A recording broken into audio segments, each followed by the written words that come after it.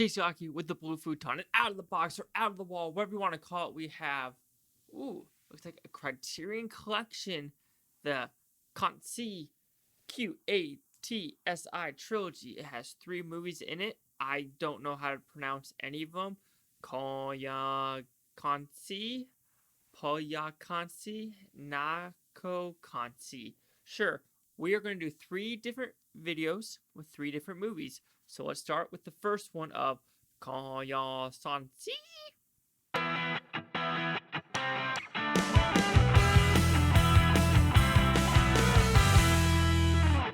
So Koyaanisqatsi, what's it about? Well, from just reviewing and watching the first video, I think I know what these are going to be. They're going to be straight visual treats with themes of bad stuff happening to the earth and what humans are doing to it. And this first one in the trilogy was in 1982, and this one more focuses on the industrial side of what humans are doing to the earth. There's a lot of striking visuals, a lot of cool visuals, and no dialogue whatsoever. This one more focuses on the United States with a couple other developing countries.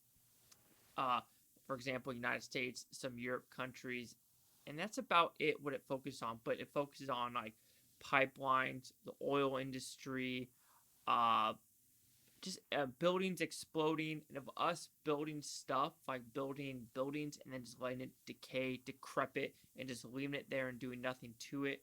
And his point of the director, in my opinion, is just saying we are building stuff and then nothing's happening to this stuff, and we're not doing anything to reimagine or redo what we did in the past.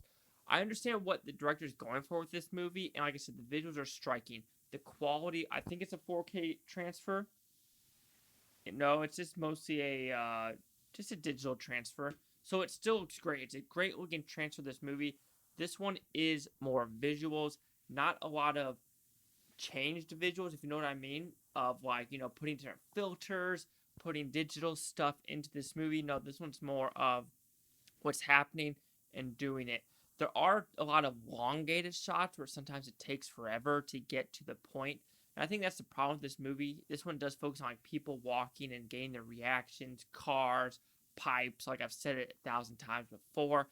And it is a fun movie to watch with the visuals and the explosions. I know the explosions are supposed to be like, like scary, but I found it pretty cool where you watch in slow motion and stuff's happening like that.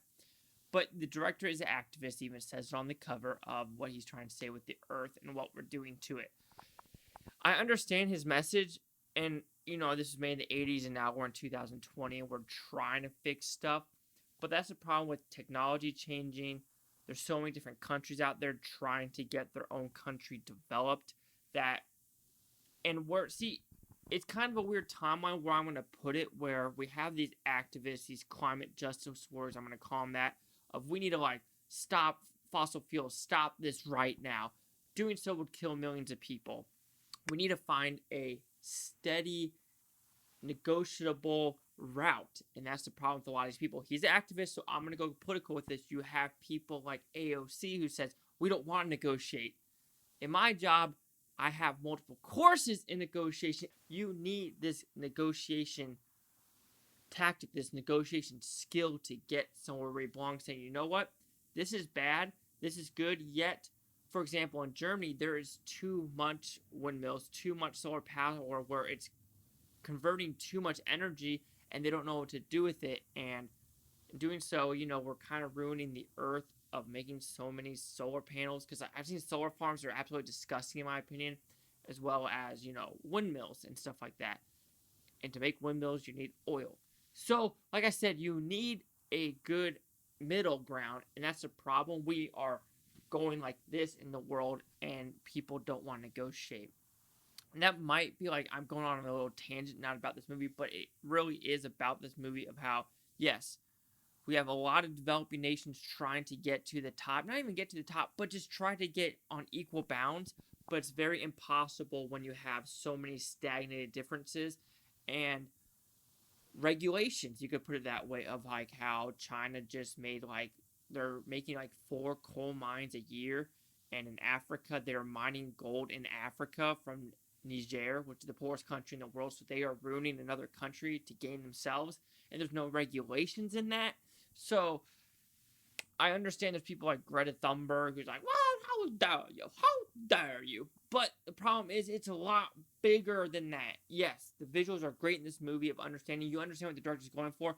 But the problem with this movie, I don't know about the other ones, it shows a problem with no solution. And I don't like stuff like that. Where it's like, here's a problem. So what's your plan? What's your solution to fix it? So you're like, okay, it's pointless. It's pointless discussing this with you because you're not bringing anything new to the table. Anyway, like I said, this is a great visually looking movie. No dialogue whatsoever. It did drag a little bit, but I enjoyed what I saw on screen. So, Koyaanisqatsi, which the music in this movie is absolutely ridiculous as well. So, let's go back. Koyaanisqatsi. I don't know if I'm saying that right. We'll receive a 3.5 out of 5 with Futon's exact 70%. So let's see the critics' news scores gave this one. So you have the critics at 90% with 21 of them, and the audience score 91% with 15,001 30 reach. Here's critic consensus. Koyaanisqatsi combines striking visuals and a brilliant score to produce a viewing experience that manages to be formally daring as well as purely entertaining. And if you want to know what the definitions are of these titles that are at the very end of the movie, or you can just Google it.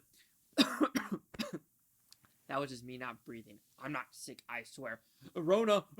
So do you agree with the 70, the 90, or the 91? Chase out of the Blue Futon. Like, comment, subscribe. Well, no things Futon, Top, Blue Futonians. Thank you for watching and have a great day. And if you're on this timeline, you know what the next review is going to be. So let's just continue.